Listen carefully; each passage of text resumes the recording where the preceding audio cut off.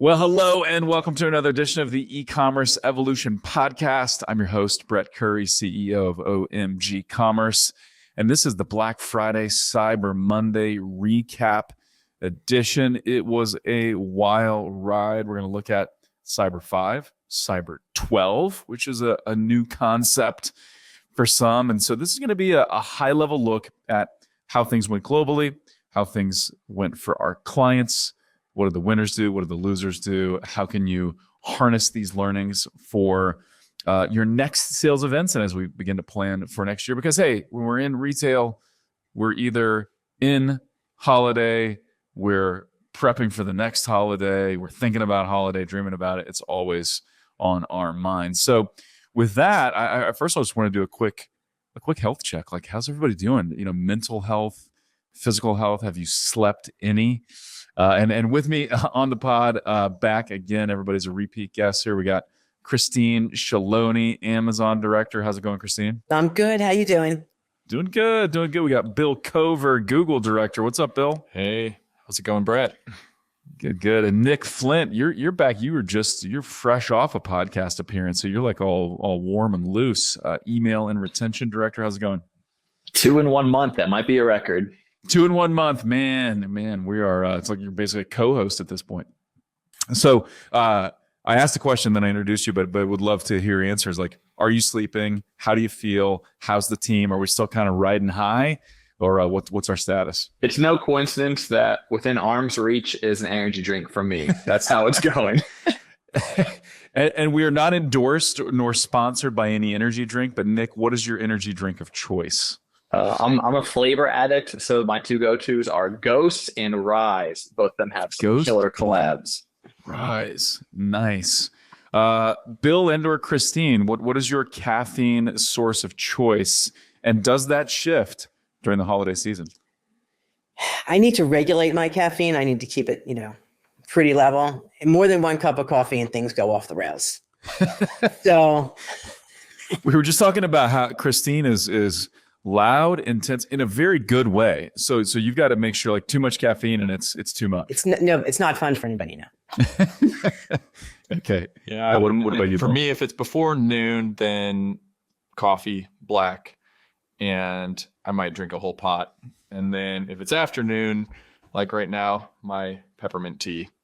Peppermint tea, man, I love that. I feel like so much of that conversation just really describes who you guys are, describes your personality, and like a quick couple sentences is really, really great. I lean more caffeine as well, but I like to throw some healthy fats in there. And I'm with you, Bill. If it's before noon, I can crush a whole bunch of it, and I feel pretty good. So we're going to get into some specifics. We're going to get in kind of the D2C side, looking at Google performance and some year-over-year numbers and just what we saw with our clients. Same with Amazon, same with email. But before we do that, I want to unpack a couple of global numbers that I think are really interesting. So Shopify, of course, they do like their Black Friday Cyber Monday tracker. You can follow along live, and there's like an hourly, minute by minute sales tracker, which is super cool. So I do recommend next year following that if you've not done that up to this point.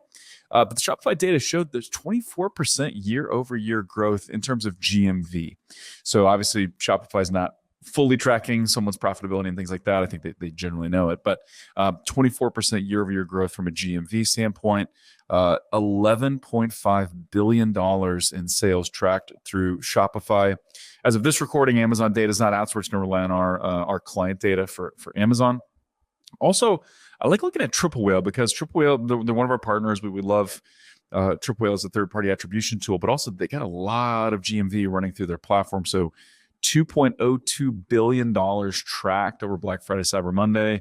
Total ad spend $313 million. Just a quick note. So $202 billion in revenue, $313 million in ad spend. What's the MER on that? Anybody do quick math in your head, or paper? Bill, you can use paper. I just don't use a calculator. More on that in a second. New customer revenue is 59% of total revenue was from new customers. So kind of underscores that, hey, Black Friday, Cyber Monday is a good time to drive new customers, although more nuance than that in just a second. 40% then was returning. But really, the new versus returning depends wildly on category. And so this does skew if you're a repeat purchase type product, so food and bev, some health and beauty, that's going to lean more returning customer, and then other one-time purchases are more new customers. So art and baby kind of led the way with 60 and 64% of the shoppers over Black Friday, Cyber Monday were new customers. Food and bev, only 41% of Black Friday, Cyber Monday shoppers were new to brands, and then health and beauty about 55%. So super interesting there. Also, anybody want to take this is, well, first of all, anybody do that MER calculation? If you're all like, dude, that was lame, I'm not into math, so let's just skip it. But anybody do the MER calc? It's got to be like a 0.000 something, right? Like, well, no, it's no, so it's 2 billion in revenue on 313 million in ad spend. So it's a little over a 6, right? It's like a little over a 6 MER, 6x MER. Anyway, everyone at home was like, that was a lame segment. I won't do math on the spot anymore. Okay, it's fine. But anybody wants to take a guess what category led the way with the most sales this Black Friday, Cyber Monday, according to Triple Whale? So obviously lots of ways we can look at this data, but according to Triple Whale data, which Triple Whale's generally D2C brands, some omni-channel brands, not massive enterprise brands, but these are bigger Shopify and big commerce stores. Want to take a stab at what was the number one leading category? I'll guess home goods.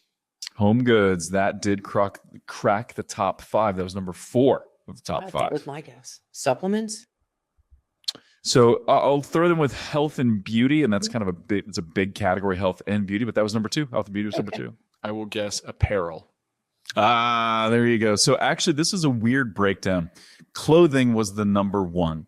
But then they have fashion and accessories as number 2. And I'm not really exactly sure how Triple Whale delineates. I mean, the accessories piece, that makes sense. But, and then anyone want to take it. So we got clothing, health and beauty, fashion, accessories, home goods. Anyone want to take a stab at that 5th category? Pet. Ooh, that's a good one, but no. Christine, this is how you spend probably most of your evenings during the school year. Alcohol. How did you know? How did you know? Actually, I was going sporting goods because I know Christine's a big soccer fan. Her son is a great soccer player. I was leaning sporting goods, but yeah, after that, then we got alcohol. It's so fun. And not good during. That's yeah, we do not. So no, we do not want to enjoy high school soccer. I mean, maybe we do with the help of lots of fun, but it's frowned upon. It's frowned upon. Yeah.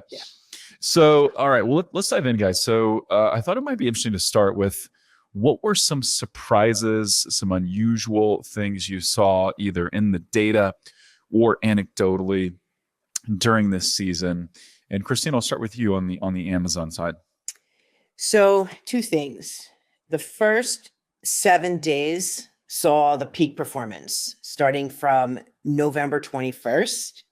Which those are 3 more days than we had last year.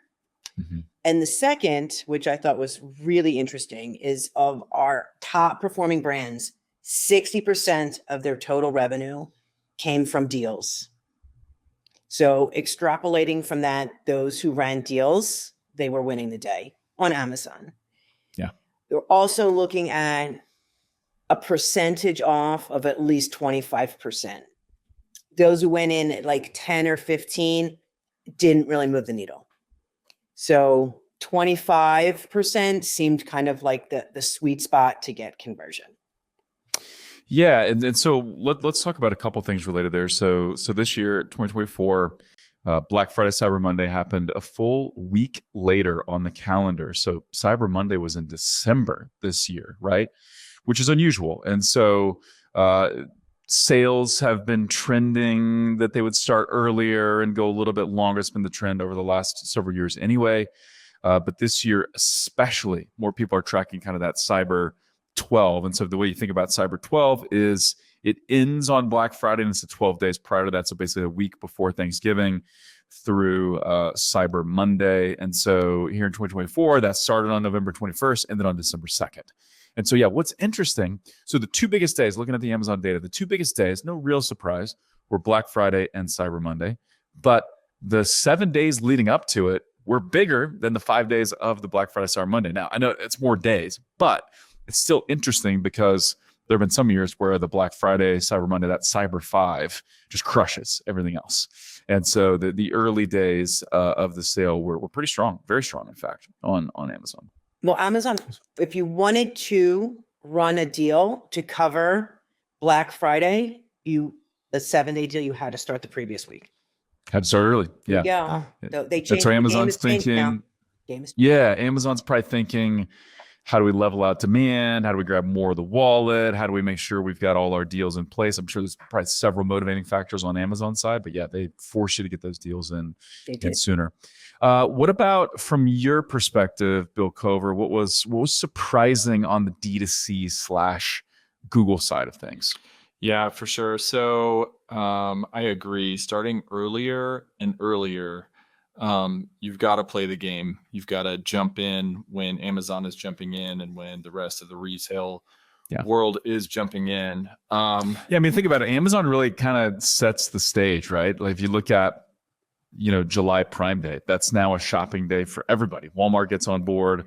Our clients get on board that are not on either platform. So if Amazon starts things early, everybody else pretty much follows suit.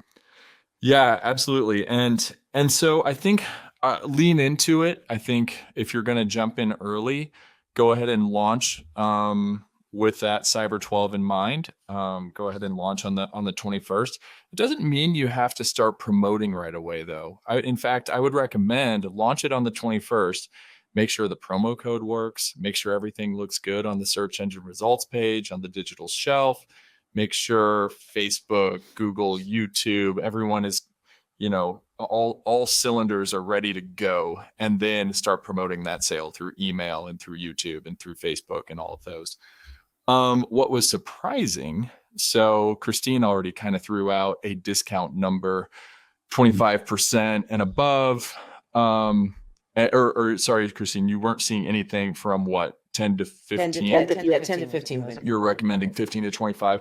Yeah, that's interesting. And so on the D2C Shopify side, what we saw when we analyzed all of our clients' data is that the sweet spot is 15 to 25%. Anything over 25% doesn't seem to result in additional top line revenue. Interesting. You're just eroding margins at that point. So you go past 25%, you're only hurting yourself. That's super interesting. Exactly. So people will act on 15 to 25%, but they don't seem to act in a bigger way when you get to 30, which is interesting because, over the past few years, a client would ask me, how much should I discount? And I would say, 30. I walk that back now. I would say 15 to 25% should cut it. However, when you get to 50% and above, so we had some that were running like 50% off, 55% off, then the numbers just skyrocket, like amazing top line, amazing ROAS. Interesting. Yeah. Interesting. So you have this dead zone from like 25 to 50. Man, that's really good insight. So 15 to 25% for D2C, you're likely in the money. You're probably getting a nice lift in sales. You're probably protecting your margins a little bit. That dead zone of 25% to 50, don't go there. Don't even do it, right? If you're going to go bigger, you got to go really big, or just stick with 25 or under. Super insightful. Love that. Nick, what about you on the email SMS / retention side? Obviously, this is a huge time of year for leaning into that email list. But any surprises? What still blows my mind is how many people are purchasing when Monday rolls around for Cyber Monday. Because I see the back end of our calendar and they've gotten 8 emails about this sale already. And somehow number 9 on that Monday is what gets them to buy. The 9th time's the charm. Yep. I was going to buy, but I just didn't. Yeah. Yeah. Why do you think that is, Nick? I think it's because they're busy during the holidays. So as you're getting ready for Thanksgiving that week leading up to it, you're having guests come over, you're buying food, you're cooking, you're laying stuff out, you're getting everything ready. And then that weekend hits, you got past Thanksgiving, and now it's like, all right, I'm unwinding. Now I'm kind of shifting into Christmas mode. All right, I'll start shopping again come that Monday. And a lot of people, not us, of course, are shopping while they're at work. So they're on their laptop shopping at work instead of working. And that full week they might have off. So they're not back into the office until Monday. Then it's time to procrastinate and start spending money. Totally. Yeah. And yeah, I mean, Cyber Monday, there was a time, I think everybody on this call probably remembers it, when Nick, you would have been really young, but when we would maybe wait and shop on Cyber Monday, because that's where we had the high speed internet, right? If you shop it at home over the weekend, we got slow internet, but Monday, we're back in the office, high speed, and we're shopping away. But I think one thing this underscores, Nick, is a lot of times we make the mistake of just not communicating enough, just not reminding enough, just not sending enough emails and enough SMS messages. And we're like, well, man, I already sent 3. Like, people are going to be sick of hearing me. And our feedback is usually they didn't see 2 of those, right? They missed them completely, or they read one and they were busy, but they were having a turkey hangover or whatever. And so you got to hit them more. And yeah, sometimes the 9th time is the charm. So sometimes we just we give up a little bit too soon. So that's great. Any other surprises on the email SMS side? Based on like the naming convention that we set up for the campaigns, we try to make it super easy for us and the brand owners to be able to look into Klaviyo or their chosen SMS platform and just see, all right, like, what's the name of the campaign and how's it doing? And we'll have something like Black Friday Live or Black Friday Follow-Up or Cyber Monday Live. And a lot of times the follow-up campaigns were the ones beating the initial launches. So just like what you said, we got to send more, make sure you're sending those follow-ups. Yeah, the follow-ups where it's like, okay, hey, that's almost leaning towards I'm about to miss it, right? So I know you launched it, but now it's the follow-up. I might miss it, so I'm gonna take action now. A couple of things that I pulled from the data that Christine and team put together on the Amazon side.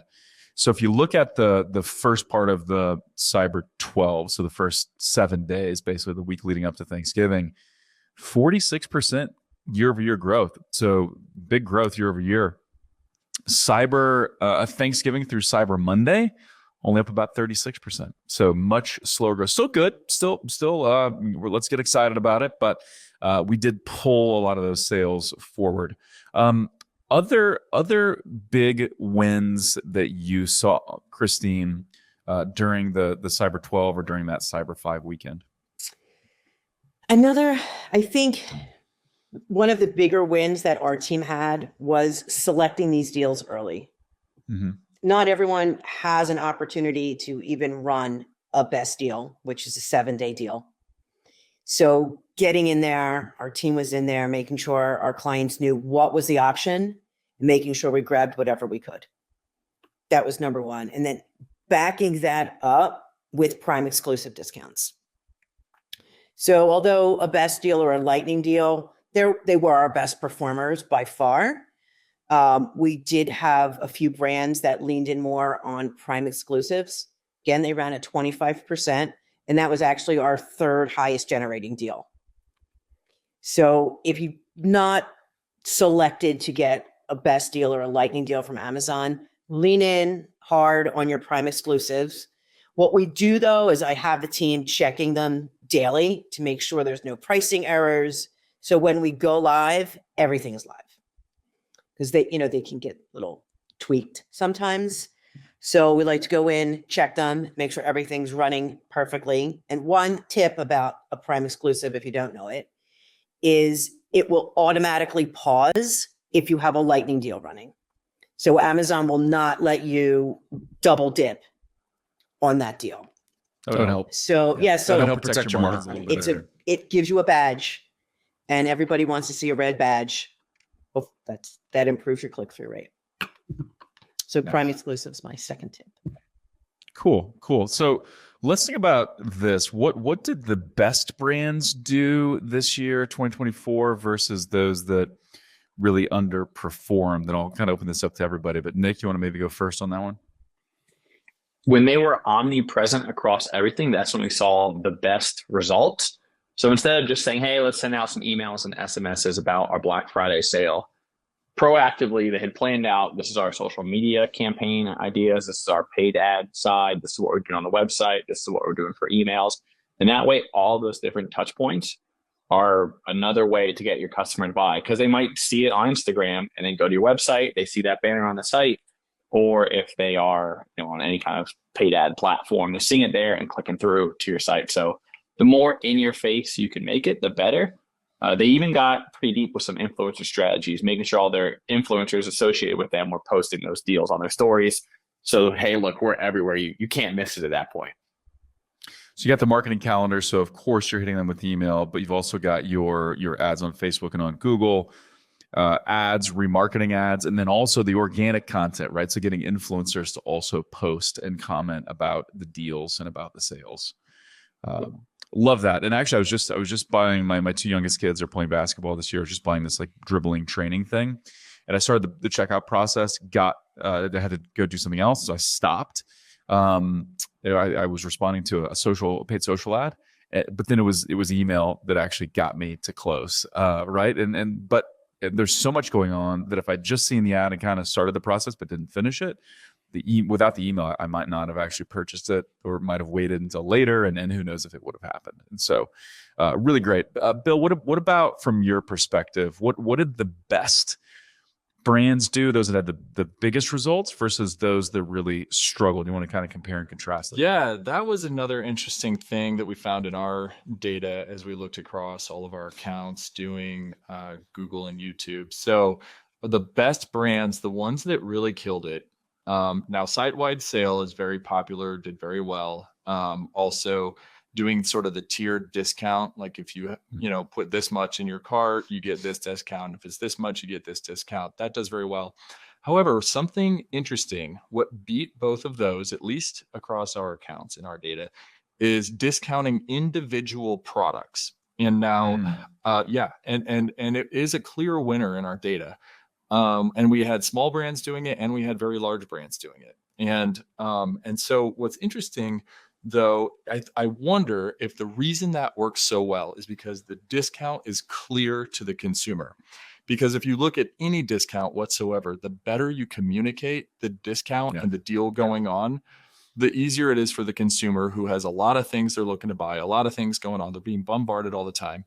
So when you're discounting an individual item, it's right there on the product page. It's right there in the cart. It's very clear that you're getting a discount, that this is rare, this isn't evergreen pricing. And so I wonder if that's why it does so well, because it's just right there in front of you. Yeah, it's really interesting. And so you saw that through the different channels within Google. So YouTube, search, shopping, all we look at look at our data holistically, but I do kind of like a walkthrough to see how does this look to the consumer. And so it's definitely characterized by, okay, we'll say cherry picking products, but I'm sure there's strategy there, like a product with the best ROI or a best seller or whatever it is. But we'll say it's individual products, not like a category, not like a site-wide sale, but individual products that are discounted. And it's like strike through pricing, red, discount price, add to the cart slides over, you see the discount right there in your cart or your checkout, and that did the best. Yeah, it's interesting because I think that this specific product with this deal, very clear deal on this product, kind of helps eliminate decision paralysis or decision fatigue, where if I'm just saying, hey, X% site wide, I've still got to go decide what I'm going to get, right? And it's maybe just not as clear or as compelling. Where if you tell me, hey, this comforter, which I'm buying a comforter for my wife. Hopefully she doesn't listen to this. I don't think she listens to the podcast. So that's one of the guests. But if they said, hey, this one is on sale, I'm like, great, that's the one I want. All right, done. I'm buying it, right? Versus the other angle, just site-wide, site-wide discounts up to whatever. It can work too, for sure. But I like that specific offer and a specific product. It's really good. And I'll add one thing to call out about that. So we're promoting across YouTube and everywhere, display and all that stuff, PMAX. But when you run it that way, it's going to show up in your PLAs. Give or take some caveats I could throw out there, but it's going to show up in your PLAs. And when people are doing comparison shopping across multiple brands, you're going to see that promo price in the shopping PLA on the Google search engine results. I think that influences behavior as well. Totally. So yeah, PLA is product listing ads, Google shopping ads, if you will. And really, if someone's searching for a product online, they're either going to Amazon or they're going to Google, most likely. And so getting that promo attached to a product, it's going to show up in those Google shopping results very clearly in a very compelling fashion as well. Any insights, guys? And it's cool if there's not, but did any specific channel, like any specific ad type inside of Amazon or any specific ad type inside of Google really shine, or was it kind of the usual suspects? On the Amazon, it's usual suspects. Yeah. Always sponsored product is always going to be. Product. Who's going to win today? We all know the CPCs were through the roof, but we kept our A costs down, so which was good. But Yeah, if CPCs go up and conversion rate goes up right along with it, then it doesn't matter. You protect the same A costs or the same ROAS. But sponsored products usually 60% of our total spend is sponsored products. So it sounds like exactly that remain the same. One thought process on the decision making to run a deal or to not run a deal, besides your margins, et cetera, is if you're not running a deal, you're still paying the high cost per click. Yeah. And you're not going to generate the sale. You're not going to have the conversion that you need, if you are running something. So it is something to consider when you decide to potentially maybe sit it out. You're still going to have to pay the same price to be, to display somewhere on your advertising. So yeah, totally. I just want to conversion, maybe take the little hit and participate. Yeah, there's some math you can run there, and I had a podcast. I'll look at the number of the episode, but basically where you can run pricing optimization calculations, and so what you have to look at then is based on how you change your price, how the conversion rate would need to change. And I think that's worth looking at, especially if hey, the CPCs are going to be up 20, 30, 40%, maybe double in some cases. Okay, what happens? What has to happen to my conversion rate for the math to work? And so yeah, and I think it'd be really interesting for someone to look at, because it seemed like, guys, based on, and this is just anecdotally based on what I heard from you, but also from the team, there's a lot of people experimenting with their deals. So the deals for a lot of our clients were not the same this year as they were last year. And so now you've probably got two clear case studies of, here's how this discount worked, conversion rate. Here's how that discount worked in conversion rate. And now we can do some calculations. Am I right in saying that we see deals that were different this year than last year? Yes, only because of the date range also, right? So they are there. It's not necessarily comparing an apple to an apple any longer. It's more that the time frame, starting the week earlier. But the actual deals were about the same. It's just what you decided to participate in. So a good exercise for us is, okay, let's take all of the brands from this year and last year. What did they do 23? What did they do in 24? And then extrapolate what actually performed the best. And now we have our 2025 roadmap. Got it. So the discounts on the Amazon side, discounts were kind of the same. They were pretty much the same. Yeah. Amazon pushes the discount for a lightning deal or a best deal based on your lowest price in the last 30 days. Got it. Episode 255, Byron Myers from Glimmerwish, one of my favorite episodes. But why your prices are probably wrong, and he kind of walks through how to determine your optimal price. But I think now, if you got at least a few years of sales data around the holidays, take a listen to that episode, and then kind of work on tweaking your price for next year. What did you see on your side, Bill? Deals mostly the same this year, meaning clients did kind of the same thing they did last year? Or do we see a lot of clients experimenting? Yeah, that's a great question. I think we were getting better, our clients were getting better at being simple and being clear. I think we had a lot of complex deals. I think on our end, we also get better, because when someone brings us a complex deal, it's complex for us to promote and set up. And so we up our game a little bit each year as we learn how to work with those and communicate those to the customer. Mm-hmm. And so we do see ebb and flow. Some people might, some brands might have been just D2C e-commerce last year. They can do whatever they want. Now they have to sell into retail, and they're, confined to MAP pricing or something. So they can't run as big a discount. Yeah. Right. Yeah. And we've seen that with a couple of our larger retailers where, their Black Friday, Cyber Monday weekend was down a little bit. Whole holiday period is up and profits are really up, but it's because they pushed hard into Walmart or other retailers. And so they're like, hey, now we're just all in agreement. We can only discount a certain amount.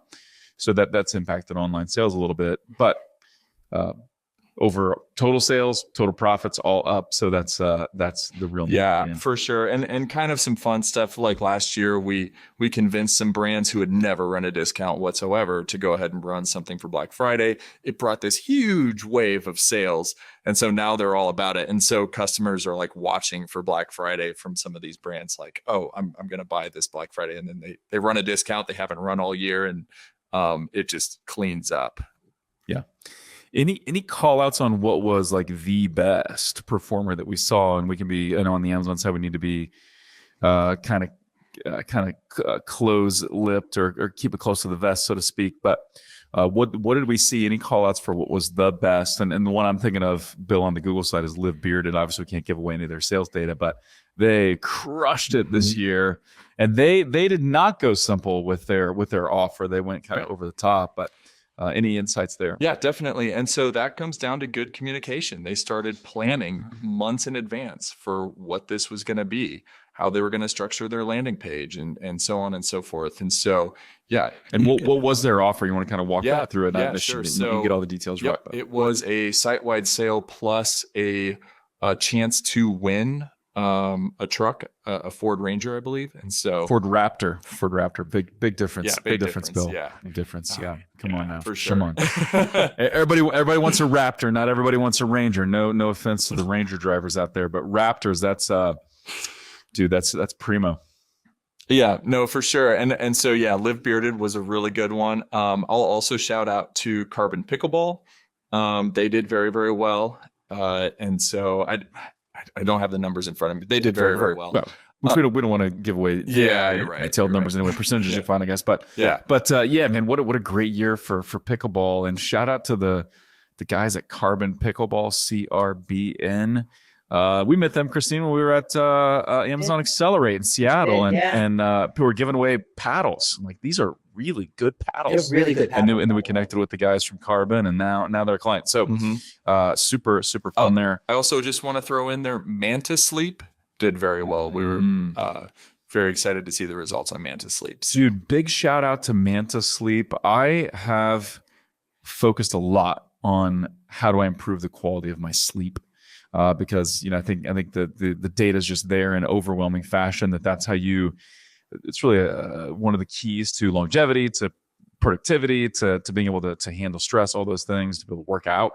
And I know you guys are like the same, Nick. I hear you talking about a lot. But Manta Sleep, yeah, those are sleep masks, right, to help create the fully dark environment and maybe some other sleep enhancements. Yeah.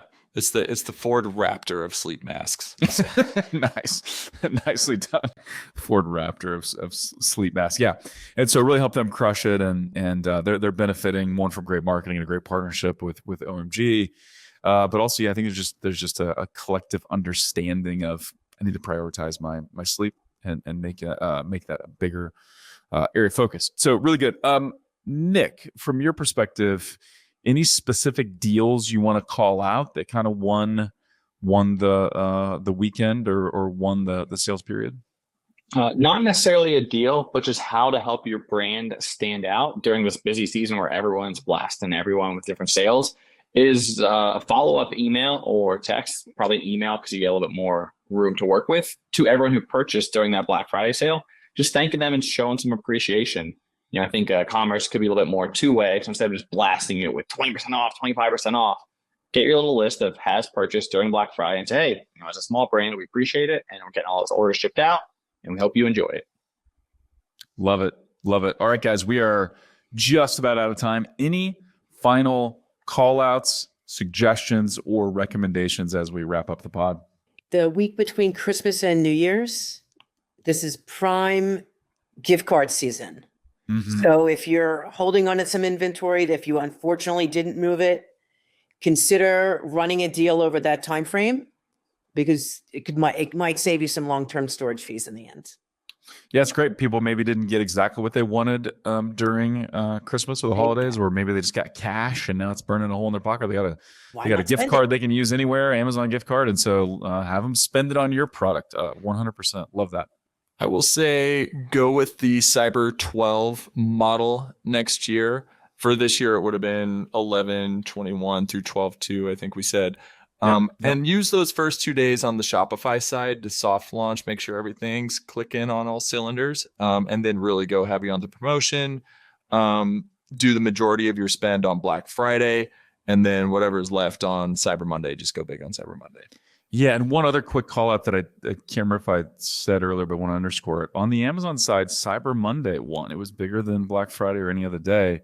On the D2C side, Black Friday was the winner. And we've seen that consistently year in and year out, that for D2C, Shopify and/or big commerce stores and the like, Black Friday is the winner. Often on Amazon, it's Cyber Monday. Correct. I did look at 2023 data, and Black Friday was the winner in 2023 Yeah, as well. yeah, for sure. Awesome. Closing tips, remarks, or comments, Nick Flint? Just like how you should be splitting off everyone who purchased during this time frame and sending them a little thank you. Think about everyone who's engaged but didn't purchase. There's probably a huge segment of your list that falls into this. You just hit them with your best offer of the year and they still didn't buy. So internally, kind of get together with your team and say, what could we do to get these people through the door? It might be selling at cost. I mean, it's never fun, but you try to get them in the door with a discount. It didn't work. Let's go ahead and get this product in their hands. At least you break even, or get a little bit more personable with it. For a supplement brand, they're taking this list and they're emailing them saying, what are your goals for 2025? We'll help you put together a custom supplement stack. They're going to get hopefully a ton of replies, and they're going to get them squared away for the new year. Love it. Awesome. Well, thank you guys. You delivered the goods as always. And hey, if you're listening to this and you're saying, my holiday has not been as strong or as stellar as I'd hoped it would be, and so next year I need to do something different, and I want that to start right away, reach out to us. We would love to work with you. We know that everybody is kind of planning, thinking about Q1 and beyond. And so, hey, if you want Christine and the OMG Amazon team running your Amazon, really unlocking growth there and turning that into the powerhouse that you want it to be, or if you want Bill and team running your Google and YouTube and opening up a new channel of growth there, you're like, hey, email is not at 40% of my revenue and growing like it should be, and you want Nick Flint and team to look at the email, then reach out to us, because now's the time for us to do a strategic review, audit, kind of look at your game plan for the new year and help you take it to the next level. So reach out to us. We'd love to work with you. And with that, until next time, thank you for listening.